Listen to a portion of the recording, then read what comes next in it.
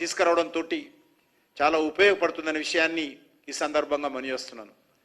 Turnover ఆధారంగా మరి tax వివాదాలు కానీ వాటికి సంబంధించినటువంటి అనేక సంస్కరణలు ఇందులో ప్రవేశపెట్టడం జరిగింది. అంతేకాకుండా ఈరోజు డాటా సెంటర్స్ ప్రోత్సాహాన్ని కల్పించేటువంటి దిశగా మనం ముందుకెళ్తా ఉన్నాం. ఈరోజు మన హైదరాబాద్ నగరంలో డాటా సెంటర్స్ చాలా ఉన్నాయి. వాటికి మరింతగా ప్రోత్సాహం కల్పించే విధంగా, ఎందుకంటే దేశంలోనే డాటా సెంటర్స్ ఏర్పాటులో మన తెలంగాణ రాష్ట్ర రాజధాని అయినటువంటి హైదరాబాద్ కీలక పాత్ర పోషిస్తుంది. దీన్ని ప్రోత్సహించడం కోసం అంటే అడిషనల్ న్యూ డాటా సెంటర్స్ దేశానికి రావడంలో కానీ హైదరాబాద్కు రావడంలో కానీ, అదే కాకుండా ఇప్పటికే ఏర్పాటైనటువంటి డాటా సెంటర్స్ ప్రపంచవ్యాప్తంగా అనేక బహుళజాతి కంపెనీలకు మనం సేవలు అందిస్తూ ఉన్నాం.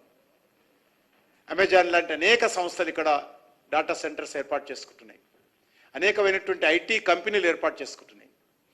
వాటన్నిటిని కూడా కొత్త సంస్థలు రావడం కోసము, ఇప్పటికే రాబోతున్నటువంటి అదేవిధంగా ఉన్నటువంటి సంస్థలలో సేవలు పొందడం కోసం ఇతర దేశాల నుంచి ఏ కంపెనీ వచ్చినా కూడా 2047 వరకు ఏ రకమైనటువంటి పన్నులు లేకుండా ఎగ్జంప్షన్ ఇవ్వడం జరిగింది.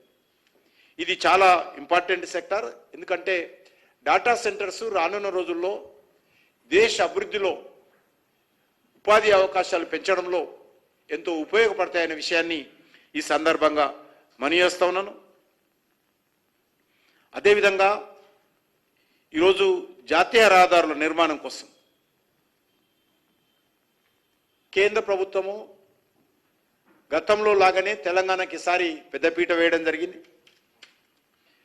ముఖ్యంగా ఆర్మూర్, జగిత్యాల్, మంచిర్యాల్ ప్యాకేజ్ 1 కింద సుమారు 63 కిలోమీటర్ల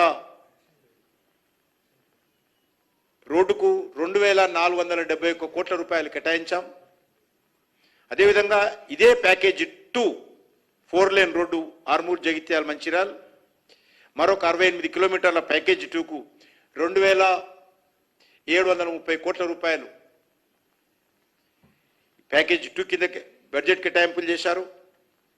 అదేవిధంగా జగిత్యాల్, కరీంనగర్ 4 లైనింగ్ కోసము మరి 2484 కోట్ల రూపాయలు, అదేవిధంగా చించోలి, పాలమూరు యూనివర్సిటీ, భూత్పూర్ దానికోసము 3175 కోట్ల రూపాయలు, అదేవిధంగా greenfield regional express on northern side of Hyderabad